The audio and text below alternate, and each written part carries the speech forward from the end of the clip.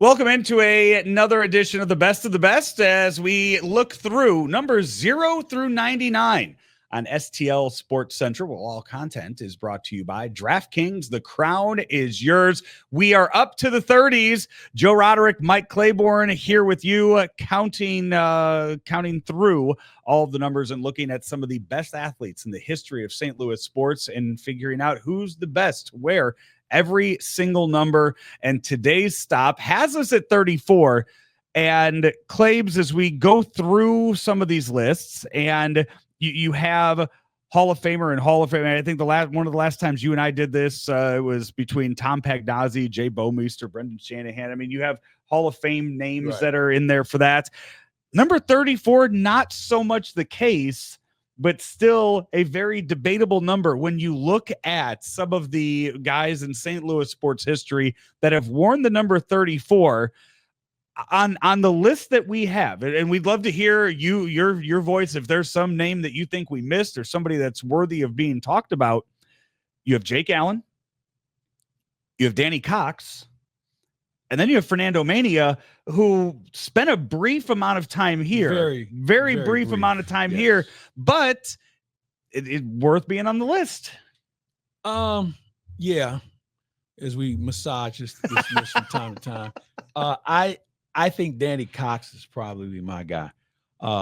Started his career. I remember he was called up from AA. Mm-hmm. Started his career here, and if I'm not mistaken, he's one of the few guys. His strikeout total is like top 10 in Cardinal history, I believe.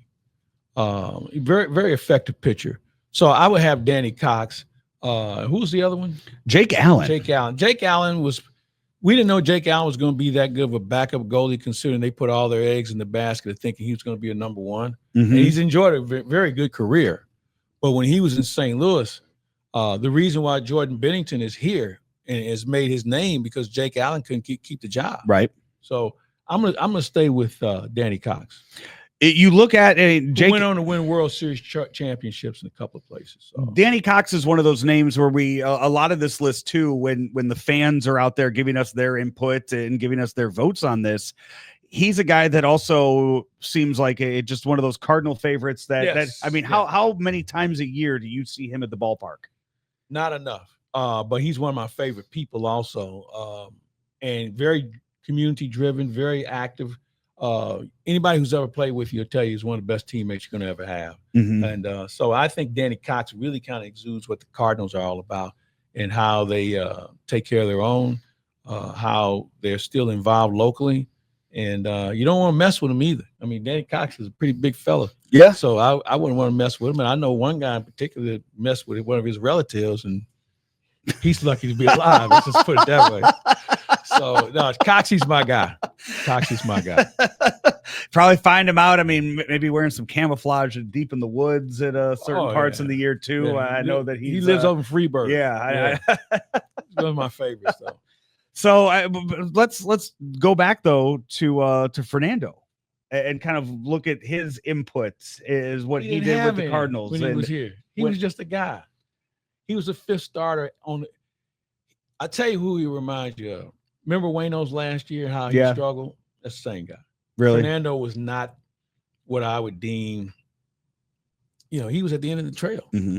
I mean, nice guy and all of that, but I think these other two individuals made more of a contribution. And that's where one of the debates will happen with this. And I can tell you there's certain numbers where it will be, overall career compared to time in St. Louis for some of these numbers. Mm-hmm. And you can figure out which ones some of those might be.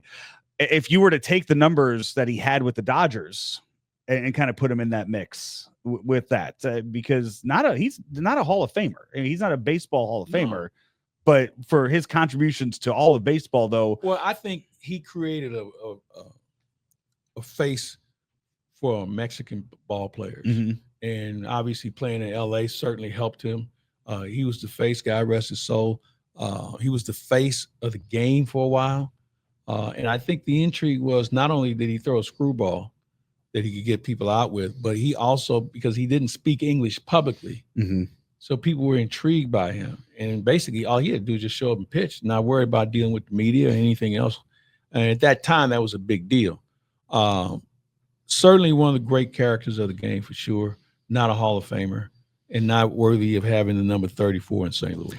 As we kind of throw the debate out there for you for the number 34 and kind of look ahead, another one just right after it, number 35, that's on the list, is another one of those where you look at time in St. Louis compared to overall achievement. Number 35, I think we have one right there on the shelf. Matt Morris wore 35, and then you have Aeneas Williams with the Rams, Football Hall of Famer. Well, Aeneas Williams was here, he got to a Super Bowl. Yeah.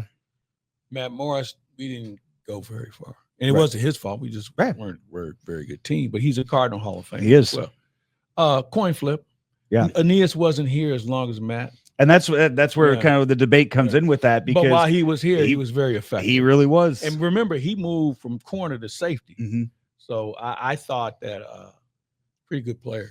I would take Aeneas over Matt Morris. And Matt Morris was the ace of the staff for how many years in St. Louis and down? I mean, in those the late 90s, early 2000s, before they became the powerhouse team that they were in the mid 2000s. He had a very good run. That's a coin flip too. I don't think there's a wrong answer with number 35. Yeah. So leave it up to you on both of those. 34, 35.